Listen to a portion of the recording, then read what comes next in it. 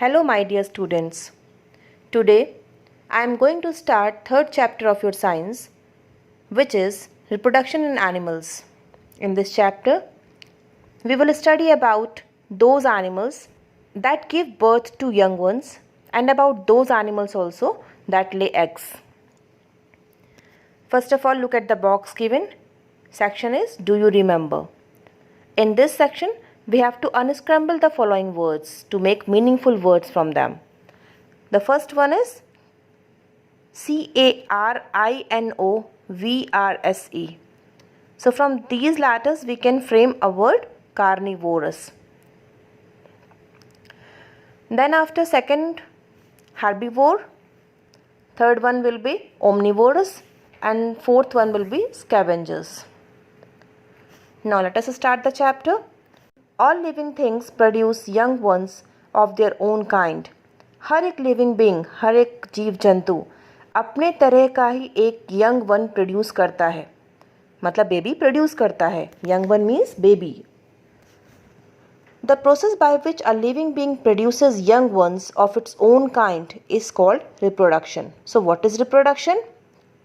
क्या होता है रिप्रोडक्शन?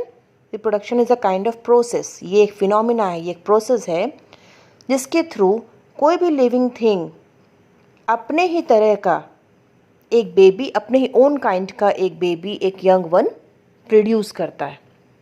उस प्रोसेस को हम रिप्रोडक्शन कहते हैं. Through reproduction animals continue to exist on the earth. This allow life to go on. Reproduction के हेल्प से ही एनिमल कंटिन्यूली अपने लाइफ को एग्जिस्ट कराते हैं अर्थ में. This allow life to go on. With the help of reproduction only life continued रहती है, लाइफ गोइंग ऑन रहती है, चलती रहती है, चलती रहती है. जैसे कि आप ही अगर अपन ह्यूमन बींग्स की रेस पे देखें तो पहले हमारे ग्रेट ग्रैंडफादर हुआ करते थे, फिर ग्रेट ग्रैंडफादर के सन हमारे ग्रैंडफादर कहलाए, फिर ग्रैंडफादर के सन हमारे फादर कहलाए, देन हमारे बच्चे. तो ये कंटिन्यूटली चला आ रहा है, जनरेशन आफ्टर जनरेशन. देखिए लाइफ कंटिन्यू हो रही है. तो इसी किस तरीके से हो रही है, किस प्रोसेस के थ्रू हो रही है? With the process of reproduction. Animal reproduce by giving birth to young ones or by laying eggs. Animals दो तरीके से रिप्रोड्यूस करते हैं. फर्स्ट प्रोसेस क्या होगी, फर्स्ट तरीका क्या होगा? By giving birth to young ones. या तो वो अपने ही तरह के बेबी को बर्थ देंगे, जन्म देंगे, या तो कुछ एनिमल्स, कुछ लिविंग बींग्स एग्स को ले करेंगे. So these are the two phenomenas by which animals reproduce. Next topic is animals that give birth to young ones. ऐसे कौन कौन से एनिमल्स होते हैं जो कि अपने यंग वन को बर्थ देते हैं डायरेक्टली, वो जन्म देते हैं अपने बच्चों को directly. Some animals give birth to young ones. कुछ एनिमल्स अपने बच्चों को डायरेक्टली बर्थ देते हैं, जन्म देते हैं. जैसे कि for example cats give birth to kittens. Cats किसको जन्म देती हैं? किटन्स को. Dog give birth to puppies. Dogs किसको बर्थ देते हैं? पपीज़ को. Animals like cows, lions, horses, elephants and goats also give birth to young ones of their own kind. और dog and cats के अलावा there are several animals on the earth those give birth to their babies of their own kind, such as lion birth देता है अपने baby को, horses, elephants, goats. ये सारे animals अपने बेबीज़ को बर्थ प्रोवाइड करते हैं, अपने ही जैसे बेबी को प्रोड्यूस करते हैं. अब उन्हीं के टाइप का होता है उनका बेबी. ऐसा बिल्कुल भी नहीं होगा कि मंकी का बेबी लेपर्ड की तरह दिखाई दे, लेपर्ड का बेबी टाइगर की तरह दिखाई दे. It is impossible. टाइगर का बेबी कैसा दिखाई देगा? टाइगर की तरह ही दिखाई देगा. मंकी का बेबी कैसा दिखाई देगा? मंकी की तरह दिखाई देगा. गोट का बेबी कैसा होगा? उस गोट की तरह ही होगा. तो वो अपने ओन काइंड, मतलब खुद की जैसे ही बेबी को वो प्रोवाइड करते हैं birth. The young ones of these animals develop inside their mother's body. ये सारे के सारे एनिमल्स जिनका अभी हमने जिक्र किया, लॉयन, हॉर्सेस, एलिफेंट, गोट, काउज, ये सारे एनिमल्स अपने ही तरह के बेबी को अपने वॉम्ब के विदिन, मतलब मदर की बॉडी के विदिन इनका डेवलपमेंट होता है. Such animals which give birth to young ones directly are called mammals. तो ऐसे जानवर जो कि अपने यंग वंस को, अपने बेबीज़ को डायरेक्टली बर्थ प्रोवाइड करते हैं, डायरेक्टली जन्म देते हैं, उन्हें हम मैमल्स कहते हैं. Human beings are also mammals. हम भी इसी कैटेगरी में फॉल होते हैं. ह्यूमन बींग्स भी कौन होते हैं? मैमल्स होते हैं। Features of mammals. Mammals are warm blooded animals. Their body temperature remains constant irrespective of variable climatic conditions. The first is that mammals are warm blooded animals. जो mammals होते हैं उनका खून कैसा होता है, गर्म होता है. That's why they are called as warm blooded animals. ये गर्म खून वाले होते हैं. Their body temperature remains constant irrespective of variable climatic conditions. इनका body temperature बिल्कुल कांस्टेंट रहता है, ना बढ़ता है ना घटता है.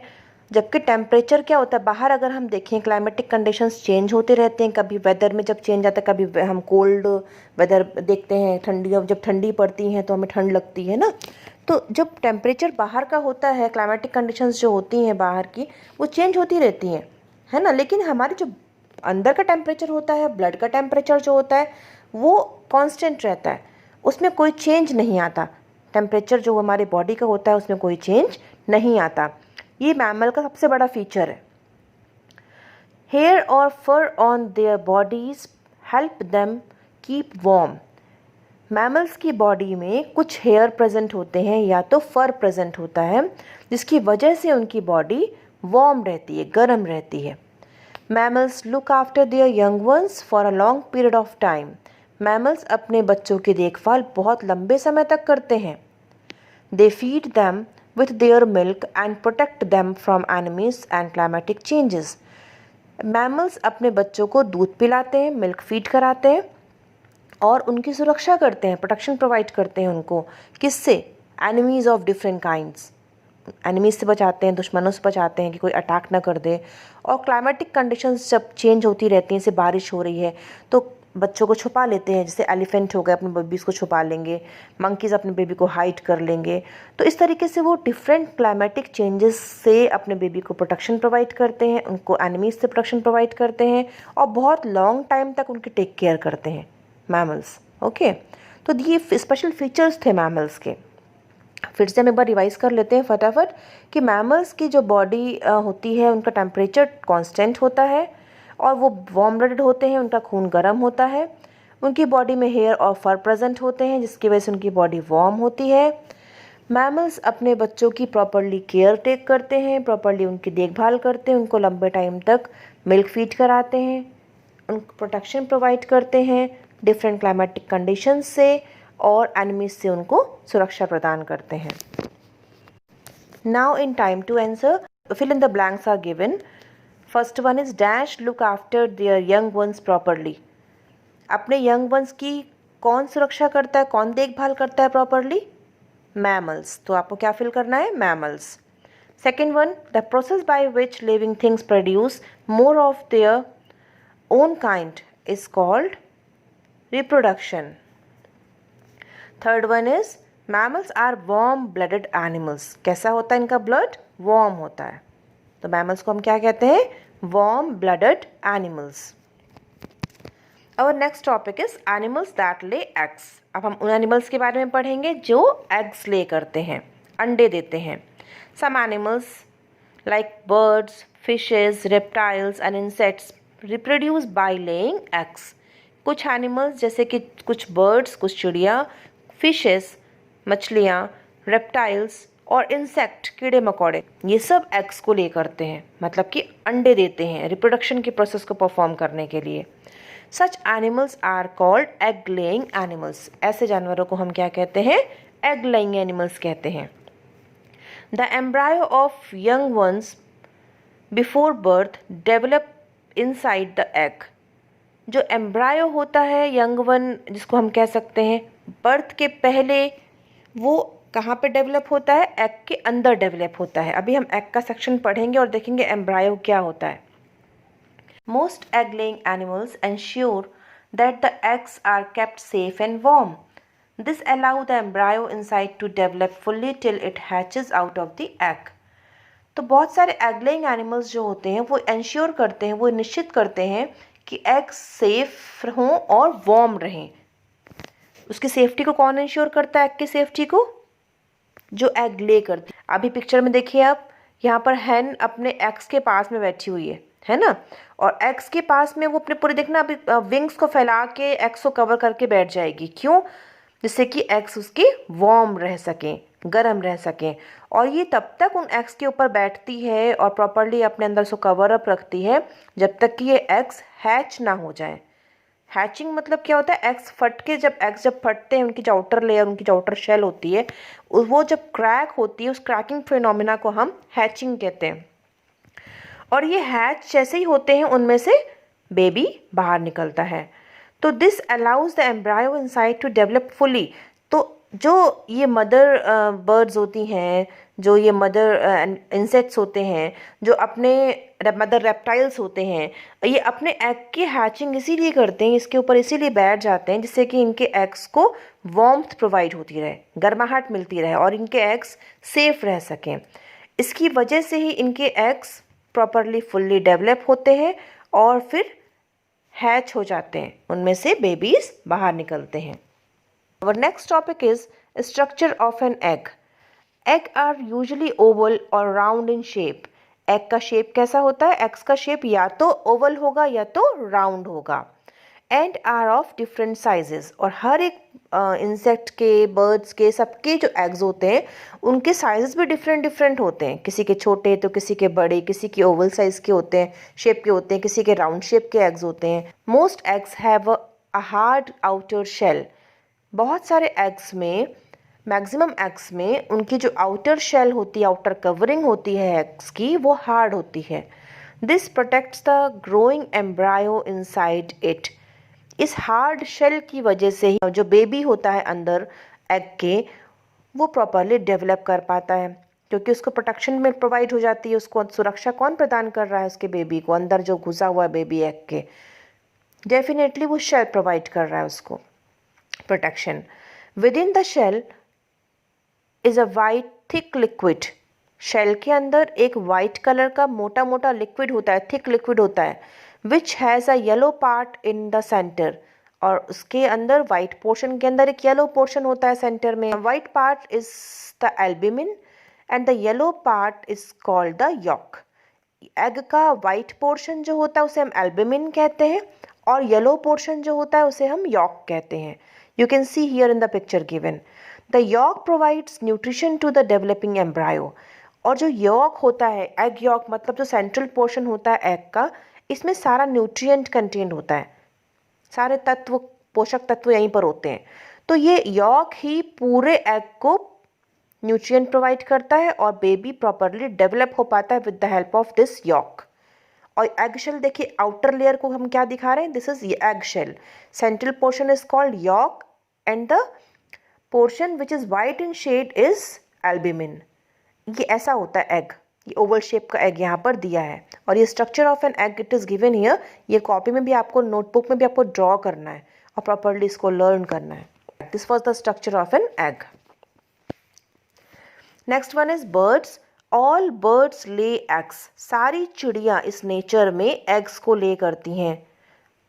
दे build nest to lay eggs and raise their young ones. आपने देखा भी होगा कि बर्ड्स नेस्ट बनाती हैं और नेस्ट वो इसीलिए बनाती हैं कि उसमें वो अपने बच्चों को, अपने एग्स को ले कर सके और उसके बाद फिर वो तब तक अपने यंग वंस को रेस करती हैं, पालती पोसती बड़ा करती हैं जब तक कि वो कैपेबल नहीं हो जाते, जब तक कि वो इंडिपेंडेंट नहीं हो जाते, फ्लाई नहीं करने लग जाते।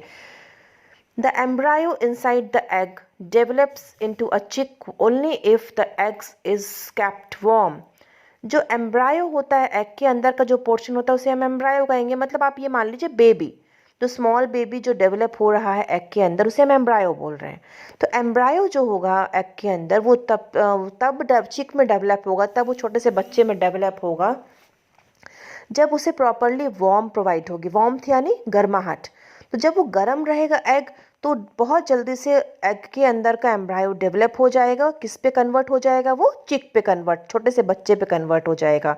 सो the mother bird sits on her eggs for some days. इसीलिए जो मम्मा बर्ड होती है वो अपने एग्स के ऊपर, अपने अंडों के ऊपर कुछ दिनों तक के लिए बैठती है, जिससे कि एग्स प्रॉपरली वार्म पोजीशन पे रहे, उनको गर्माहट मिलती रहे और फिर धीमे से वो एग्स हैच होना स्टार्ट हो जाते हैं, एग्स फटना स्टार्ट हो जाते हैं। Now have a look here, a life cycle of hen is given. तो हम स्टार्ट करते हैं हैन से। हैन ने एग ले किया, एग के अंदर एम्ब्रायो है, एम्ब्रायो धीमे धीमे डेवलप होगा। Embryo means a young one, okay, छोटा सा बेबी है उसके अंदर, एग के अंदर हैन का, उसे हम एम्ब्रायो बोल रहे हैं अभी। और वो एम्ब्रायो धीमे धीमे slow and steadily it will develop, वो धीमे धीमे डेवलप होगा और डेवलप होते होते वो किस में कन्वर्ट हो जाएगा, चिक में कन्वर्ट हो जाएगा। और जब वो बिल्कुल हेल्दी चिक बन जाएगा एग के विद इन, तो वो एग धीमे से फिर हैच होगा। हैचिंग मीन्स क्या होता है, breaking of that egg, egg का फटना, जो शेल होती है वो अपने आप से क्रैक होने लग जाती है, और उस प्रोसेस को हम क्या कहते हैं, हैचिंग। तो फिर एग हैच होगा, और जब एग हैच होगा तो उसमें से क्या बाहर आएगा, देखिए पिक्चर में, चिक is coming out while hatching, है ना। और फिर हैच्ड एग से जब चिक बाहर आएगा तो चिक फिर एडल्ट होगा, धीमे से वो डेवलप होगा और फिर वो एडल्ट चिकन बन जाएगा। फिर से एडल्ट चिकन हैन में कन्वर्ट होकर एग ले करेगी। इस तरीके से लाइफ साइकिल कंटिन्यूड रहती है हैन की। अब हम देखेंगे फिश कैसे रिप्रोडक्शन करती है। अभी हमने देखा अभी हैन कैसे रिप्रोड्यूस कर रही थी, बाय लेइंग एग्स। अब हम पढ़ेंगे फिश के रिप्रोडक्शन के बारे में। So our next topic is fish. A fish lays eggs in water. Fish अपने एग्स कहाँ पर ले करती है, वाटर के अंदर ले करती है। Out of thousands of eggs, only a few hundred develop into tiny baby fish. लगभग एक टाइम पे फिश thousands of eggs को ले करती है, हज़ारों एग्स को ले करती है, बट उसमें से कुछ few hundred eggs ही डेवलप हो पाते हैं और वो टिनी बेबी फिश में कन्वर्ट हो जाते हैं। Because most eggs are eaten up by bigger fish, क्योंकि बहुत सारे एग्स जो होते हैं, थाउजेंड्स ऑफ एग्स में से बहुत सारे एग्स तो बड़ी बड़ी मछलियाँ खा जाती हैं। जो एग्स बचते हैं वो धीमे से डेवलप होके टिनी बेबी फिश में कन्वर्ट हो जाते हैं, छोटी छोटी मछलियों में कन्वर्ट हो जाते हैं। Now our next topic is reptiles. Reptiles का देखते हैं कैसे रिप्रोडक्शन होता है। Let us see how reproduction takes place in reptiles. Reptiles like snakes, turtles, lizards and crocodiles lay their eggs on the ground. अभी हमने जैसे ऑलरेडी पढ़ा है कि reptiles, fishes, birds, all of these creatures, all of these living beings lay eggs to reproduce. ये सभी living beings, सभी living organisms eggs को lay करते हैं reproduction की process पे, है ना। तो इनमें से जैसे reptiles में कौन कौन से animals या फिर कौन कौन से living beings include होंगे। Yes, it includes रेप्टाइल्स का जो ग्रुप होता है वो किसको किसको इंक्लूड करता है, स्नेक्स, टर्टल्स, लिजार्ड्स, क्रोकोडाइल्स, ये सारे ऑर्गेनिजम्स रेप्टाइल्स कहलाते हैं। तो ये कैसे ले करते हैं, ये कैसे रिप्रोड्यूस करते हैं, they actually reproduce by laying eggs on the ground. जैसे कि फिश कहाँ पे अपने एग्स को कहाँ पर अपने एग्स को ले कर रही थी, वाटर के विदिन, है ना, पानी के अंदर वो एग्स को ले कर रही थी, फिश एग्स को ले करती है फिश। लेकिन रेप्टाइल्स जो होते हैं वो एग्स को कहाँ पर ले करते हैं, कहाँ पर एग्स देते हैं अपने, वो ग्राउंड पे। The eggs get warmth from the heat of the sun. अब जो एग्स होते हैं रेप्टाइल्स के, उनको हीट कहाँ से मिलती है, उनको हीट सनलाइट से मिलती है, बिकॉज ग्राउंड पे तो सफिशिएंट सनलाइट होती है ना। The egg shells are not very hard but soft and leathery.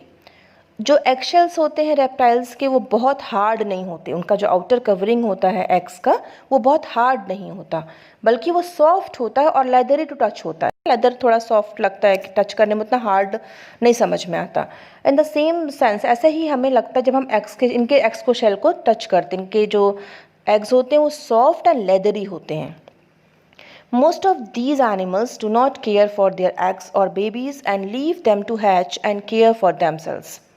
बहुत सारे एनिमल्स, इनमें से बहुत सारे जानवर रेप्टाइल्स में अपने एग्स की केयर नहीं करते, वो बस एग्स को ले करते हैं और अपने बेबीज़ को छोड़ देते हैं और खुद से ही उनके वो एग्स हैच हो जाते हैं, छोड़ के वो कहीं और चले जाते हैं उनको, और वो अपनी खुद की केयर करते हैं। Reptiles most of the eggs are eaten by other animals. अब देखो केयर के लिए उनकी मम्मा तो चले जाती है, एग्स को ले करती है, और फिर स्नेक मम्मा टर्टल, मम्मा लिजार्ड, वो सब लोग यहाँ वहाँ घूमने लग जाती हैं एग्स को ले करके। तो बहुत सारे एग्स इनके डिस्ट्रॉय हो जाते हैं। क्यों? क्योंकि वो दूसरे बड़े एनिमल्स उनको खा जाते हैं। Now let us see how reproduction takes place in amphibian. Amphibians क्या होते हैं? एम्फीबियंस वो एनिमल्स होते हैं जो कि वाटर के अंदर और ज़मीन पे दोनों जगह पे कंफर्टेबली अपनी लाइफ लीड कर सकते हैं। तो अपन एग्जाम्पल लेते हैं फ्रॉग का और हम देखते हैं लाइफ साइकिल फ्रॉग की। अपन स्टार्ट करेंगे एडल्ट फ्रॉग से। So let us start. Adult frog क्या ले करता है? क्लस्टर में एग्स को ले करता है, मतलब कि बहुत सारे एग्स एट अ टाइम ले करता है, एक ही बार में बहुत सारे अंडे देता है। तो ये जो फीमेल फ्रॉग ने बहुत सारे अंडे अभी दिए एक ही टाइम पे, तो उसे हम क्या बोलेंगे? उस लार्ज क्लस्टर ऑफ एग्स को हम क्या बोलेंगे? It will be called as spawn. Spawns कहते हैं उसको हम। अब वो स्पॉन्स धीमे धीमे करके जब वो अपने आप से, उनमें क्या होता है कि वो सेफ प्लेस पे अपने एग्स को ले करता है। जो फ्रॉग होता है वो अपने एग्स को सेफ प्लेस पे वाटर के अंदर कहीं पर ले करता है, जहाँ उसको लगता है कि हाँ ये जगह बहुत सेफ है, तो वहीं पर जाके वो अपने एग्स को ले करता है पानी के अंदर ही। अब वो कुछ दिनों तक तो उनकी केयर करता है स्पॉन्स की, अपने एग्स की, कुछ दिनों तक अपने बेबी एग्स की वो केयर करता है फॉर सम टाइम। फिर धीमे से जब वो हल्के डेवलप होना स्टार्ट हो जाते हैं तो फ्रॉग्स के एग्स जो होते हैं वो अपने आप हैच होना स्टार्ट हो जाते हैं, फटना स्टार्ट हो जाते हैं, और वो हैच होके किस में कन्वर्ट हो जाते हैं? फिर वो एग से क्या बाहर आता है? टैडपोल्स आते हैं बाहर। तो छोटे छोटे टैडपोल्स फिर निकल के आते हैं, और टैडपोल्स जो निकल के आते हैं वो इनिशियली कैसे दिखाई देते हैं? वो छोटे छोटे स्मॉल फिश की तरह दिखाई देते हैं। They looks like a very small fish and they have no legs, और उनके पास कोई लेग्स भी नहीं होते। जब वो अर्ली टैडपोल के स्टेज पे होते हैं तो उनके पास कोई लेग्स नहीं होते और वो छोटे छोटे फिश की तरह दिखाई देते हैं। They looks like a tiny small fish, very very small fish के जैसे दिखाई देते हैं वो। फिर ग्रेजुअली उनकी बॉडी में और चेंज आता है, वो और चेंज होते हैं, और उनकी टेल जो होती है वो डिसअपियर हो जाती है। धीमे से उनकी जो टेल होती है, उनकी जो पूंछ होती है, वो गायब हो जाती है उनकी बॉडी से, और क्या ग्रो आउट होता है? लेग्स बाहर आते हैं, लेग्स का डेवलपमेंट होता है, और फिर वो धीरे से एक लिटिल फ्रॉग में कन्वर्ट हो जाते हैं। फिर लिटिल फ्रॉग से वो और टाइम पे एडल्ट फ्रॉग बनते हैं। फिर एडल्ट फ्रॉग फिर से एग्स को ले करता है, तो उसे हम स्पॉन्स कहते हैं। स्पॉन्स से फिर अर्ली टाइडपोल का डेवलपमेंट होता है, अर्ली टाइडपोल से फिर tadpole with legs we can see. फिर उसके बाद यंग फ्रॉग का डेवलपमेंट होता है, जहाँ पर उसके लिम्स हमें दिखाई देते हैं, लेग्स दिखाई देते हैं, और फिर वो फिर से एडल्ट फ्रॉग बन जाता है। तो in this way life cycle of frog goes on. इस तरीके से रिप्रोडक्शन के वजह से इनकी जो लाइफ साइकिल है फ्रॉग की, कंटिन्यूशन में रहती है। चलिए अब देखते हैं इंसेक्ट्स कैसे रिप्रोड्यूस करते हैं। तो यहाँ पर कौन से इंसेक्ट का लाइफ साइकिल गिवन है? ग्रास होपर का। ग्रास होपर का पहले फर्स्ट ऑफ ऑल आप एग देखिए। एग जब हैच होगा तो एग से क्या बाहर आएगा? निम्फ बाहर आएगा। निम्फ क्या होता है? एक छोटा सा grass hopper, a little grass hopper which looks much alike adult insect, जो कि बहुत ज़्यादा अपनी मदर इंसेक्ट की तरह दिखाई देता है। जैसे कि बड़ी ग्रास होपर को अगर आप देखोगे तो वैसा ही वो भी दिखाई देगा, निम्फ भी दिखाई देगा। तो एक लिटिल निम्फ निकल के बाहर आता है जब एग हैच होता है, और फिर निम्फ किस में कन्वर्ट हो जाता है? एडल्ट इंसेक्ट में कन्वर्ट हो जाता है, एडल्ट ग्रास होपर में कन्वर्ट हो जाता है। लेकिन निम्फ 3 से 4 बार, सेवरल टाइम्स, मैनी टाइम्स, वो अपनी आउटर स्किन को, अपनी आउटर लेयर ऑफ स्किन को शेड करता है, तब जाके कहीं वो एडल्ट इंसेक्ट में कन्वर्ट होता है। तो शेडिंग ऑफ स्किन, जिसको, इस प्रोसेस को हम क्या कहते हैं? मॉल्टिंग कहते हैं। Moulting means it is a process by which insects shade their skin. Okay, moulting के बाद ही निम्फ एक एडल्ट इंसेक्ट या तो एडल्ट ग्रास होपर में कन्वर्ट होता है। हम ग्रास होपर का साइकिल पढ़ रहे हैं, लाइफ साइकिल पढ़ रहे हैं, तो हमें यहाँ पर हमने देखा कि निम्फ है जो कि बहुत छोटा सा निम्फ है, लिटिल निम्फ है। किससे बाहर आया? वो एग से बाहर आया। हैच जब एग हुआ एट दैट टाइम निम्फ बाहर आया, और निम्फ खूब सारी प्रोसेस परफॉर्म करेगा, बार बार अपनी स्किन शेड करेगा सेवरल टाइम्स, मॉल्टिंग की प्रोसेस उसके बॉडी में होगी, फिर वो क्या बनेगा? एडल्ट ग्रास होपर में कन्वर्ट हो जाएगा। सेम ऐसे ही आपका नेक्स्ट लाइफ साइकिल गिवन है, लाइफ साइकिल ऑफ बटरफ्लाई। तो butterfly is also a kind of insect. House fly, butterfly, mosquito, इन सब में 4 स्टेजेस होती हैं। जैसे कि अभी हमने देखा ग्रास होपर की लाइफ साइकिल में 3 स्टेजेस थी जो बहुत इंपॉर्टेंट थी। First one was egg, second one was nymph, and third one was adult. हमने 3 चरणों में, 3 स्टेजेस में हमने पढ़ा life cycle of grasshopper. But in insects की लाइफ साइकिल में 4 स्टेजेस होते हैं। किसमें किसमें? हाउस फ्लाई में, मॉस्किटो में, बटरफ्लाई में। और यहाँ पर जो दिया गया है आपका लाइफ साइकिल, वो बटरफ्लाई का लाइफ साइकिल दिया गया है। और जो फर्स्ट स्टेज है, हम एग से स्टार्ट करते हैं। जब एग्स ले करती है एक अडल्ट बटरफ्लाई, तो वो आगे चल के क्या बनता है, एग हैच होता है, तो उसमें से क्या बाहर निकलता है, लार्वा कम्स आउट, या तो हम उसको कैटरपाइलर बोलेंगे, है ना। तो कैटरपाइलर और larva comes out of the egg. जब वो हैच होता है तो उससे क्या क्या बाहर निकलता है, या तो लार्वा या तो कैटरपाइलर। एक्चुअली लार्वा हाउस फ्लाई के का जो एग हैच होगा और उससे जो एक छोटा सा टिनी हाउस फ्लाई निकलेगा, उसे हम लार्वा कहेंगे। It means the larva of the house fly is called maggot. Maggot कहते हैं एक्चुअली। तो मैगॉट जो होता है वो हाउस फ्लाई का लार्वा होता है, और बटरफ्लाई का जो छोटा सा यंग वन होता है उसे हम कैटरपाइलर कहते हैं। फिर लार्वा खाना खाता है, जल्दी जल्दी ग्रो करता है, डेवलप होता है, रैपिडली उसमें ग्रोथ दिखती है, और कुछ समय बाद after some time it stops feeding, वो खाना खाना बंद कर देता है और अपने आप को कोकून के अंदर कवर अप कर लेता है। कोकून क्या होता है, एक आउटर कवरिंग से अपने आप को ढक लेता है। फिर इस स्टेज को हम कहते हैं प्यूपा। ठीक है, आप ये देखिए थर्ड स्टेज में प्यूपा दिख रहा है। तो pupa is a kind of, उसमें क्या है, कोकून के अंदर है लार्वा, अभी कैटरपाइलर और लार्वा उसके अंदर है। और फाइनली क्या होता है, प्यूपा ब्रेस्ट आउट होता है। उससे प्यूपा जब फटता है तो उससे कोकून से बाहर कौन निकलता है, एक अडल्ट इंसेक्ट निकलता है। जैसे देखो कोकून से बाहर प्यूपा जब निकला, प्यूपा जब ब्रेस्ट आउट हुआ, कोकून से बाहर क्या आया, एक अडल्ट इंसेक्ट या तो अडल्ट बटरफ्लाई हम देख रहे हैं आ गई है। इस तरीके से हमने देखा कि 4 स्टेजेस होते हैं किसमें, बटरफ्लाई के लाइफ साइकिल में। ऐसे ही 4 स्टेजेस होते हैं हाउस फ्लाई के लाइफ साइकिल में। ऐसे ही 4 स्टेजेस होते हैं आपके मॉस्किटो के लाइफ साइकिल में।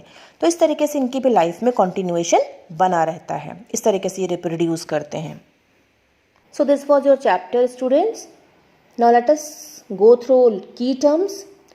First term is reproduction. So what is reproduction? Reproduction is the process of producing young ones of the own kind. Then second one is embryo. Embryo is called as unborn offspring before coming out of its egg or mother. Then nymph. Nymph क्या होता है? Nymph is young one of an insect that looks similar to an adult. Then molting. Molting is a process of shedding of old skin, shell, etc. by an animal. Then last one is larva. Larva is the young one that is different from the adult insect. सारे terms आप properly learn करेंगे and you have to note them down in your fair notebook also.